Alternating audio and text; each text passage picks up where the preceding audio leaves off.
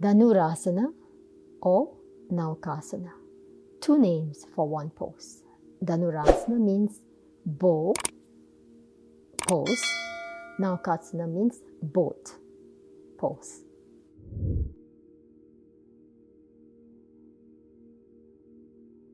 What are the benefits of this pose?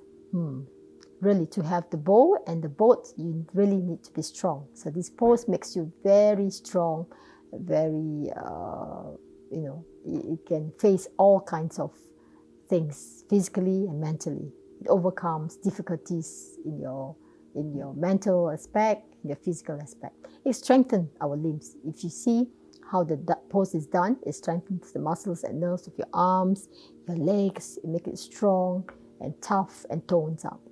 And the nerves as well, the nerves of the spine. In fact, it encourages, removes fortification of the vertebrae in the thoracic area, the center of the spine, especially the way it's done, is really very strong.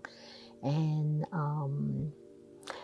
the pose makes the digestive system very strong. It sort of brings fire to the system. So for those with a lazy digestion system, lazy elimination system, you ought to do this pose very much. It promotes digestion system. It helps, stimulates the fire in you, the liver, the pancreas, the spleen. It also, stimulates the kidneys also very much. And the asana is very good for, bringing that, removing laziness from the system. Which chakras are affected? Svadhisthana chakra, the second one, Manipura chakra, and the Anahata chakra. They will benefit from this pose tremendously.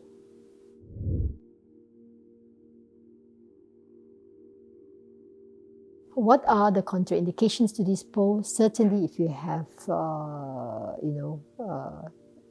high blood pressure, if you have cardiovascular conditions, migraine, intense pain in the neck, you might want to avoid it, especially acute inflammations of the joints, the knees, the ankles, the spine, the neck, herniated disc, what else? Hernia, pregnancy I've mentioned. Yes, so these are the things that when you should avoid the asana.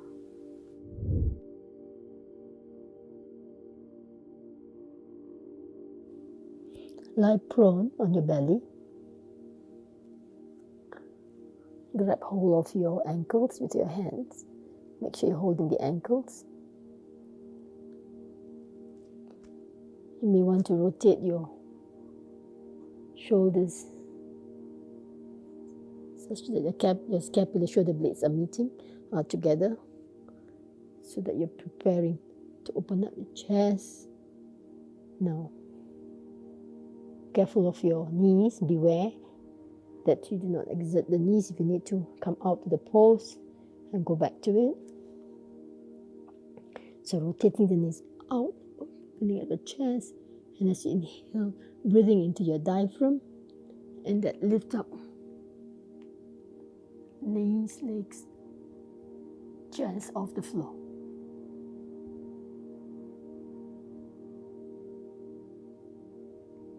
Eight seconds, exhaling, release, come back to original position.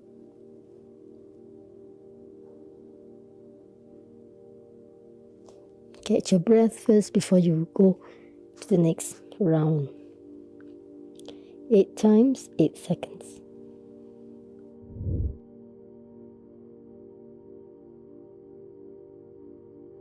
What are the variations of this pose? It can be very challenging to this pose. So there's not really very much variation. You can use props somehow, or may not go into the original pose.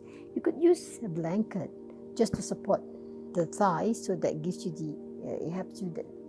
gives you that lift, or even higher if you need to, and even the front of the body if you need to. So now, by doing Cobra pose also it gives you half effect of this pose, and to do Shalabhasana pose gives you the other half effect of the pose. So you want to combine them, or even Chakrasana, the wheel pose can give the effect of this pose somehow. But you may do some variation, like so you already have that lift from the thigh. Maybe you're not going very high. That's fine. That's perfectly fine. Looking forward and down. You may want to do one at a time.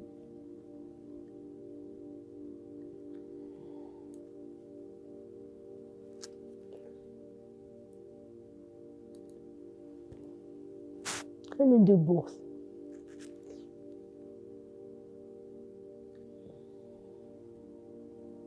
Give that symmetrical feeling.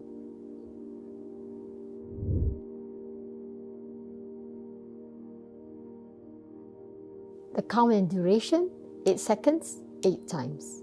The name is Naokasana or Dhanurasana, boat pose or bow pose.